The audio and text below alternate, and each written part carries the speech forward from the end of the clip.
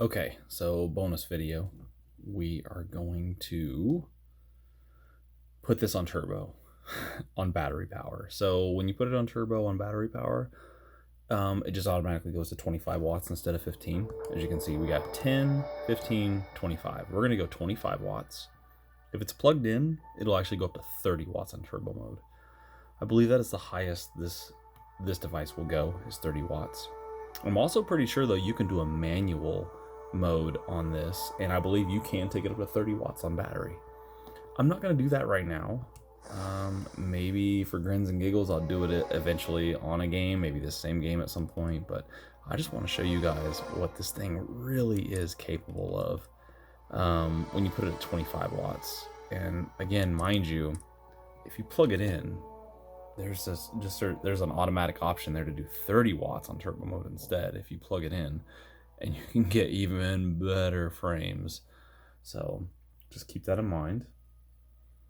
I know there's probably already a ton of videos out there of this stuff, but I just like to show my own findings. I know I don't spend a whole lot of time in one area trying to run around and make that frame rate drop, but you get a general idea pretty quickly anyway of what it can do.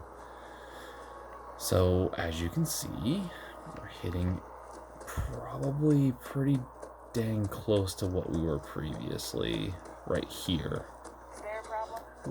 A few more frames at the most, not a big deal. And I get it. It is not worth chewing up that much more battery that much quicker just for a few more frames.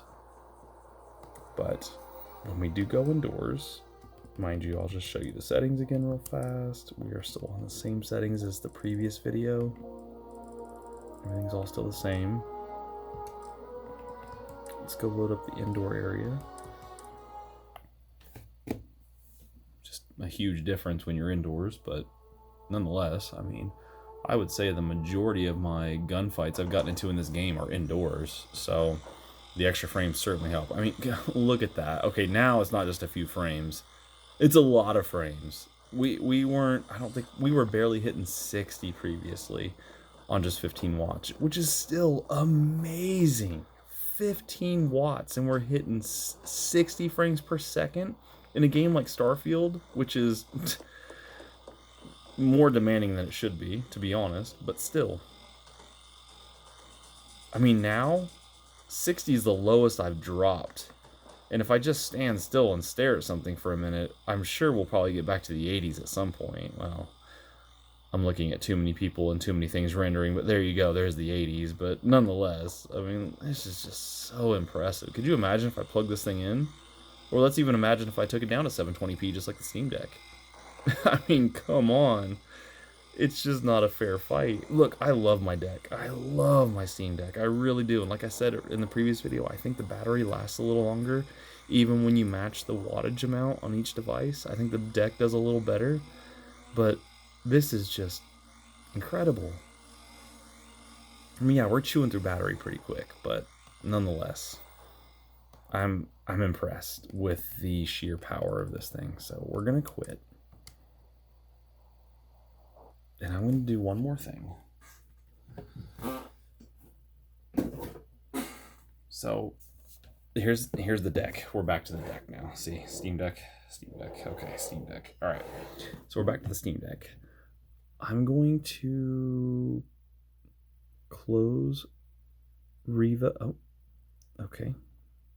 Yeah, close. There we go. Riva's gone. Okay. Bye, Riva.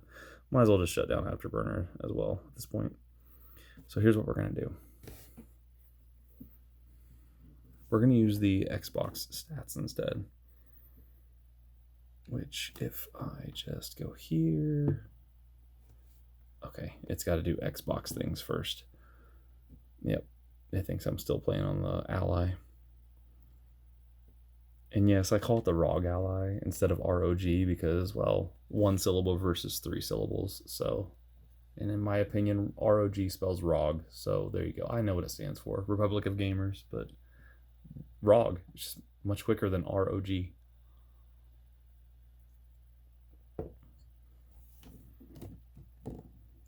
But I will admit this, to this day, I have not looked it up to see if it's pronounced Asus or Asus. I've had people tell me both ways. I used to always just say Asus because I would always think, oh yeah, your graphics driver is out of date. Well, that's because Valve doesn't really do any updates for the graphics driver when you have Windows going, but it's fine. I still love Windows on this thing, and I'm still highly impressed with how well it runs games without basically any updates for them for the graphics card drivers. Well, graphics card, you know what I mean. It's an APU. The APU, no extra APU drivers. I think they released one like several months ago, back in March or something, but Starfield obviously wasn't out by then. Anyway, let's get this loading up, and while it's loading up, I'm just gonna pin. I have to push a little harder on the screen on the Steam Deck because I do have a screen protector on here. I just got the ROG Ally, so I don't have a screen protector yet for it. I don't know if we can see that well. Is there okay, I don't want to do that. There we go. There we go. That's what I want to do. Okay. There. Focus on the frame counter. There we go. So I think VSync is still turned on, but at this point it doesn't really matter because it's it's not going to hit anywhere close to 60, not even when we go indoors. But here, I will turn it off though, just to make sure it's not interfering at all. VSync is off now. Okay, so we're at 20, yep, back to our mid-20s. 27, that was a little impressive, but we're in the mid-20s. Yeah, I'm just gonna do my quick run around here. Yeah, not great.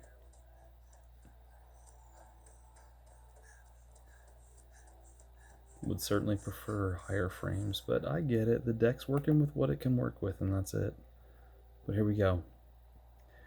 Okay, so that's the outdoor area. Load. Let's go back to the indoor area. It gave me 2 exit saves. That's kind of stupid. Oh, Starfield, how much I love you, and yet how much I question some of the things you do.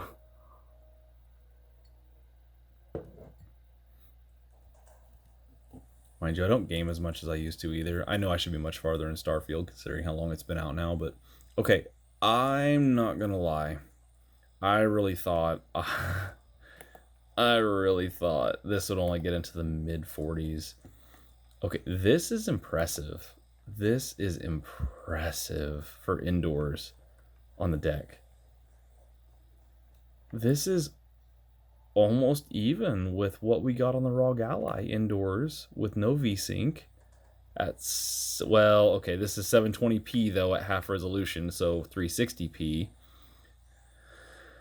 But it is not lowering the render scale any lower than 360p. Not indoors, because again, it has to drop below 30 FPS before it'll start using the render scale to go even lower than the 50%, which it does do outdoors, because as you guys saw, it hits in the mid 20s. But this is impressive. This is about what the ROG Ally was doing.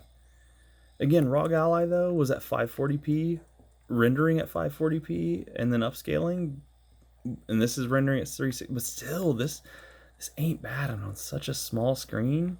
Are you really gonna notice that much of a difference between 360p and 540p? I mean, I can when I start really pixel peeping and get my eyeballs really close to that screen, but otherwise when you're playing the game, you don't really pay attention to it. I will say that's impressive. I wanted to be at least be able to turn off the FPS limiter and turn off VSync and show you guys what it can actually do. So remember, this screen can only go up to 60 hertz, so that's why I turned the VSync off, just in case it actually went over 60, and hey, what do you know? We did. So, alright, so there's your guys' bonus video. Just wanted to show you with the frame rate limiter turned off on the Steam Deck. So, alright, have a good day, y'all. Like this video if you want to see more of these, or leave a comment. Peace out.